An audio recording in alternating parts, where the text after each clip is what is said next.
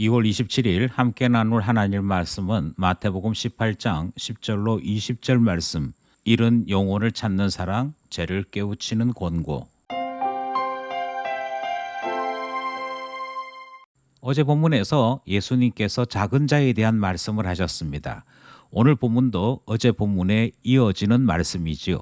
특별히 오늘 본문은 그 적용에 있어서 개인이 대상이기보다는 교회가 대상이 되어서 어떻게 작은 자를 존귀하게 대할 것인가, 이 말씀을 주고 계십니다. 교회를 주님께서 대상으로 말씀하시는 것은 주님께서 세우시는 새로운 시대가 교회를 기점으로 일어나는 시대이기 때문이지요. 따라서 교회는 성전과 대치되어지면서 새로운 시대의 상징으로 등장을 하게 됩니다. 교회가 하나님 나라 공동체이며 동시에 하나님 나라를 보이는 하나님의 통로로서 작용하고 있는 것을 우리는 오늘 본문에서 확인하게 되는 것이죠. 천국을 말씀하신 주님께서 교회에 대하여 권면하시는 말씀, 오늘 본문을 살펴보겠습니다. 오늘 본문을 세 개로 나누어 살펴보려고 합니다. 먼저 10절에서부터 14절 말씀입니다. 삼가 이 작은 자 중에 하나도 없이 여기지 말라. 너희에게 말하노니 그들의 천사들이 하늘에서 하늘에 계신 내 아버지의 얼굴을 항상 배웁느니라. 너희 생각에는 어떠하냐? 만일 어떤 사람이 양 100마리가 있는데 그 중에 하나가 길을 잃었으면 그 99마리를 산에 두고 가서 길 잃은 양을 찾지 않겠느냐? 진실로 너희에게 이르노니 만일 찾으면 길을 잃지 아니한 99마리보다 이것을 더 기뻐하리라. 이와 같이 이 작은 자 중에 하나라도 잃은 것은 하늘에 계신 너희 아버지의 뜻이 아니니라. 어제 본문에 이어서 작은 자에 대한 말씀이고 작은 자를 없이 여기지 말라 하시는 말씀이 이어지고 있습니다. 그것이 10절 말씀이고요. 10절 말씀에서 작은 자 하나라도 없이 여기지 말아야 할 이유를 그들의 천사들이 하늘에 계신 내 아버지의 얼굴을 항상 배웁는다, 이렇게 말씀하시죠. 그러니까 너희가 한 행동들이 하나님께 바로 보고된다, 이렇게 말씀하시고 그들의 천사들이 항상 하나님을 배웠기 때문에 두려워하는 마음을 가져야 할 것을 말씀하시는 것이 10절 말씀입니다. 반면에 12절로부터 주어지는 말씀은 한 사람 한 사람을 하나님께서 얼마나 귀하게 여기시는가, 그것을 전하고 있는 내용이 등장하지요. 양 100마리가 있다고 했을 때 한 마리를 잃어버리게 되었습니다. 한 마리만 잃어버리게 했다고 해서 99마리만 데리고 집으로 돌아가는 법은 없다라고 말씀을 하시지요. 그래서 12절 말씀에 보면 그 99마리를 산에 두고 길 잃은 양 한 마리 찾으러 나가지 않겠느냐라고 말씀하시는 것은 결코 100마리를 채우지 아니하고서는 집으로 돌아갈 수 없다 하시는 주님의 뜻을 전하고 있는 것이고, 아무리 작은 하나라도 또는 아무리 작은 자라도 우리 하나님은 결코 그냥 놓치시는 법이 없음을 말씀하십니다. 그리고 그러다가 찾게 되어질 때에는 99마리가 있다라고 하는 것보다도 잃었던 한 마리를 찾게 됨으로 인해 훨씬 더 기뻐하시는 하나님의 뜻을 전하고 있는 것이지요.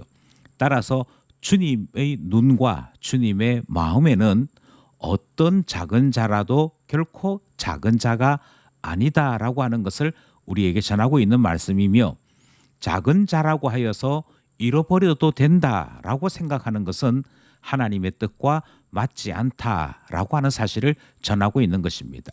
그러니 10절로부터 14절 첫 번째 문단의 말씀은 교회를 위하여 주신 것이지요. 교회가 100명으로 구성되어 있다고 할 때 그중에 미미한 한 사람, 길을 잃기도 하고 신앙생활을 제대로 하지 못하는 한 사람이 있다고 할 때 그 사람을 가볍게 여겨서는 안 된다. 그 사람을 함부로 대해서는 안 된다. 왜냐하면 작은 자 하나라도 잃는 것은 하나님 아버지의 뜻이 아니다라고 말씀하시므로 작은 자에 대한 교회의 가치관이 달라야 할 것을 말씀하시는 첫 번째 문단 말씀입니다. 둘째 문단은 15절로부터 17절 말씀입니다. 내 형제가 죄를 범하거든 가서 너와 그 사랑과만 상대하여 권고하라. 만일 들으면 내가 내 형제를 얻은 것이요. 만일 듣지 않거든 한두 사람으로 데리고 가서 두세 증인의 입으로 말마다 확증하게 하라.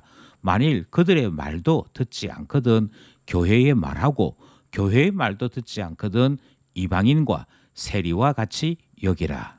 앞서 본문에서 교회라고 하는 단어는 이스라엘 총회의 새로운 이름이다 이렇게 말씀드린 적이 있죠.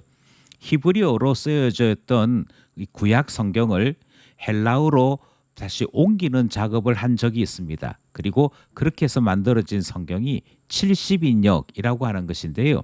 그 70인역에서 이스라엘 총회라고 하는 단어를 헬라어로 바꿀 때 바로 여기에 등장하는 교회라고 하는 단어를 쓴 것입니다.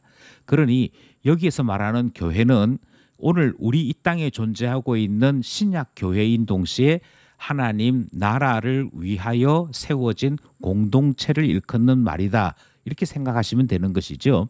그런데 그 공동체 안에는 항상 성실하고 신앙이 좋은 사람들만 있느냐? 주님은 그렇지 않다라고 말씀을 하십니다.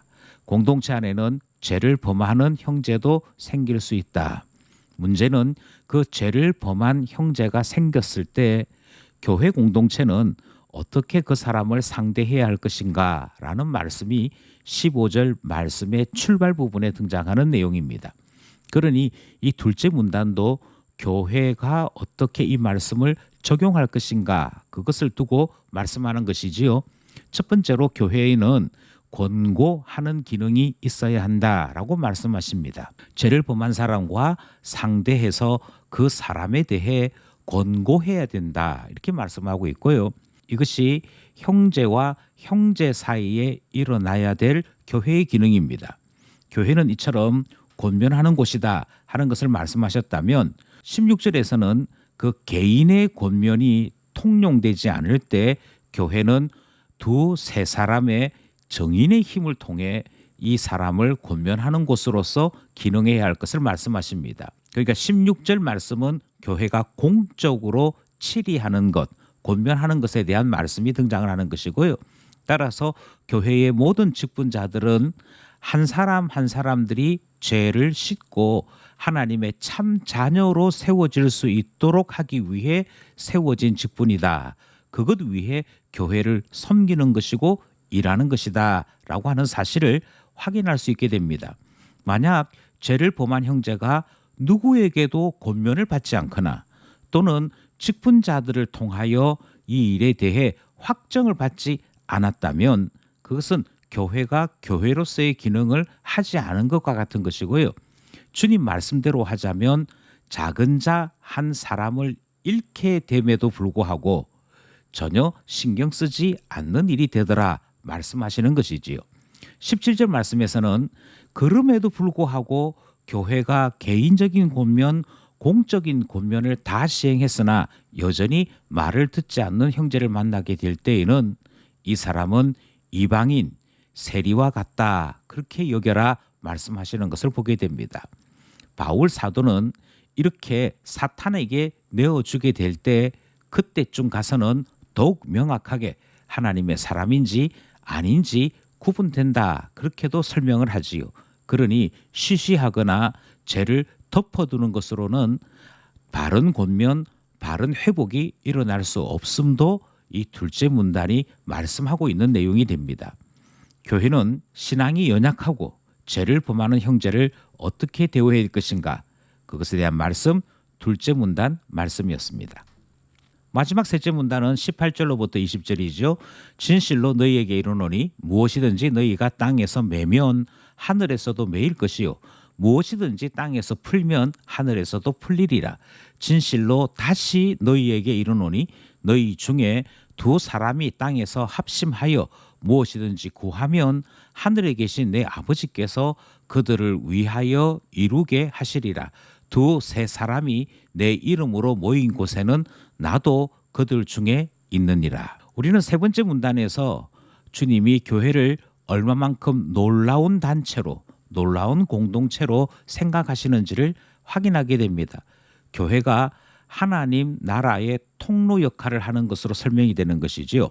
그래서 교회가 함께 하면서 주님 앞에 매이면 매게 되는 것이고 풀면 풀리게 된다라고 하는 그 권세에 대한 말씀을 주시면서 교회라고 하는 곳이 지닌 특별한 권세와 역할을 말씀하는 것 보게 되어집니다.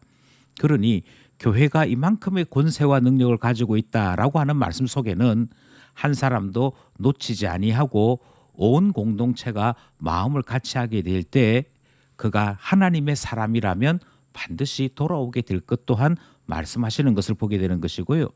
교회가 공적으로 선언하고 집행하는 권면의 위력이 얼마만큼 놀랍도록 무서운 것인지를 말씀하시는 것도 18절 말씀이 됩니다. 동시에 19절 말씀은 교회 공동체가 함께 기도하게 될 때 얼마만큼 놀라운 일이 일어날 수 있는지에 대한 말씀도 우리에게 전하고 있지요. 그래서 너희 중에 두 사람이 땅에서 합심하여 무엇이든지 구하면, 이 말을 저는 쉽게 이렇게 말씀드리겠습니다. 교회가 마음을 같이 하여 함께 기도하게 될 때 주님께서 그들을 위해 이루어 주신다. 20절 말씀을 따르자면 그 교회 공동체 속에 주님이 임재하신다. 이렇게 말씀하시는 것을 보게 되어집니다. 지극히 작은 자, 연약한 자는 그냥 연약하고 작은 자가 아닙니다. 범죄도 하고 넘어지기도 하고 여러 일에 있어서 더디고 무딘 모습을 보였기 때문이겠지요. 그럼에도 불구하고 그에 대하여 개인이, 교회가 어떻게 대우하느냐, 그것이 곧 하나님 나라로서 교회인지 그냥 사람만 모여있는 교회인지를 구분하는 기준이 된다 말씀하시는 오늘 본문 말씀입니다. 오늘 본문을 따라 함께 기도하기 원하는 세 가지 기도 제목이 있습니다. 먼저 하나님을 두려워할 때 우리는 작은 자 하나도 업신여기지 않게 되는 것을 확인할 수 있습니다. 왜냐하면 그들의 천사가 하나님을 배웠기 때문에 하나님을 두려워할 줄 안다면 작은 자 한 사람에 대한 우리의 행동도 돌아보게 되는 것이지요. 이것이 다 신앙이 우리에게 만들어두는 겸손이라고 한다면 신앙이 무뎌질 때는 교만하게 되는 것이고요. 사람을 무시하게 되는 것임을 앞서 배우게 되었습니다. 그러니 우리에게 하나님 두려워하는 마음과 겸손한 마음 달라 기도하게 되는 것이지요. 둘째로 우리는 형제를 권고하고 바르게 인도해야 되는 곳이 교회임을 배웠습니다.